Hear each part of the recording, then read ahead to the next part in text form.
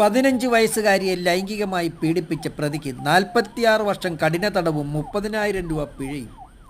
15 വയസ്സുള്ള പെൺകുട്ടിയെ ലൈംഗികമായി പീഡിപ്പിച്ച് ഇളമാട് വില്ലയിൽ ഇടത്തറപ്പണ മുറിയിൽ കൊല്ലുകോണം എന്ന സ്ഥലത്ത് അഭിരാജ് ഭവനിൽ രാജു മകൻ 30 വയസ്സുള്ള കണ്ണൻ എന്ന് വിളിക്കുന്ന അഭിരാജിനെയാണ് Kottarakkara fast track special court judge Shrimati Anju Meera Birla 46 വർഷം കഠിന തടവിനും 30,000 രൂപ പിഴയും ശിക്ഷിച്ചത്.